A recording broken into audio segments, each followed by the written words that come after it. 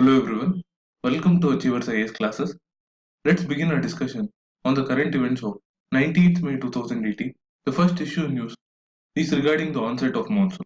The Indian Meteorological Department has said that southwest monsoon is expected to hit the Kerala coast on May 29th, 3 days ahead of its normal onset, and has ruled out any possibility of El Nino. As we know, El Nino is an abnormal warming of the sea surface in the central and eastern equatorial Pacific, which is usually associated with a weak monsoon. Even the private forecaster SkyMet has said that there is a zero chance of drought this year, with the IMD predicting 97% rainfall in the monsoon over the long term average. Further, the IMD will be issuing fortnightly forecasts of the arrival of monsoon in different states after it hits Kerala. With that, let's look into the next issue, which is regarding the political drama playing out in Karnataka. As we know, the recently held assembly elections in Karnataka resulted in a hung assembly with no party having clear majority and the governor using his discretionary power to invite the single largest party, that is BJP, to form the government. The post-alliance of the Congress and JDS had questioned the governor's action and took the matter to the Supreme Court, which has ordered for a floor test to be held today for the BJP to prove its majority in the House.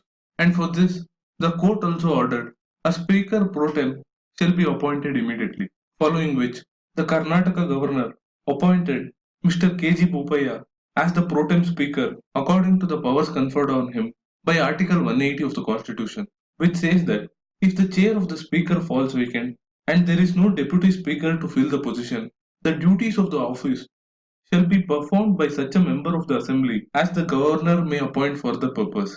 As it is evident from the article, it is the Governor's duty to make the appointment, but Article 180 is silent about the extent to which the Governor can use his or her discretion. In this regard, the Supreme Court in its previous judgment had observed that the area of exercise of Governor's discretion is limited and his action should not be arbitrary or fanciful, and any issue which may arise on the discretionary powers of the Governor can be judicially reviewed by the Supreme Court. In this regard, we have to wait and watch what the outcome of the vote of confidence will be in the Karnataka Assembly today.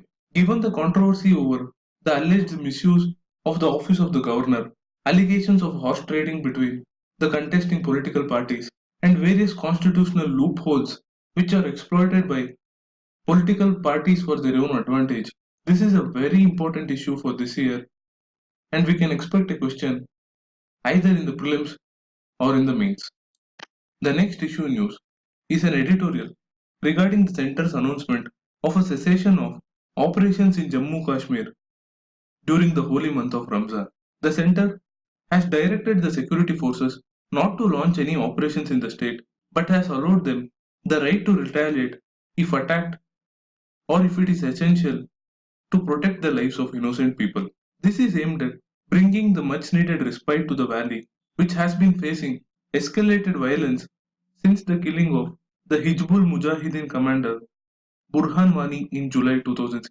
The decision comes after the state government informed the central government that an all-party meeting had called for a ceasefire, and the quick response of the central government will help the state government to get an administrative grip on the state, which has been witnessing an increase in homegrown militancy.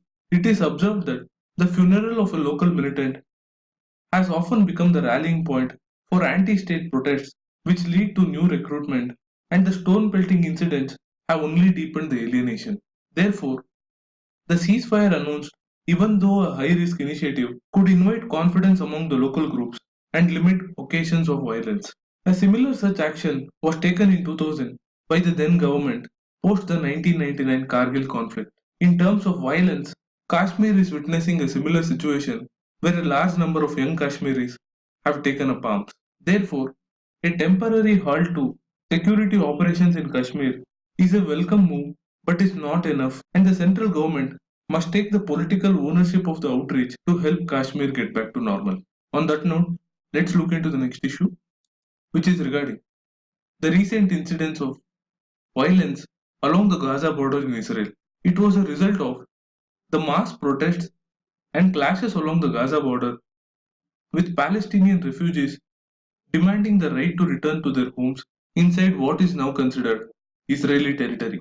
The violence, which has claimed more than 100 lives, has been justified by Israel, arguing that it was necessary to stop mass infiltrations from the Palestinian enclave, which is run by the Islamist Hamas movement. In this regard, the UN Human Rights Council has slammed Israel for use of a completely disproportionate response and has called for an international investigation for breach of the Fourth Geneva Convention, which was adopted in 1949 following World War II. In this regard, the UN Human Rights Council is due to consider a draft resolution calling for an urgent dispatch of an independent international commission to investigate into the recent event at the Gaza border.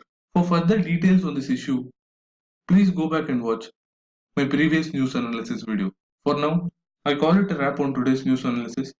Do share this content if you like it. Thank you for watching. Have a nice day.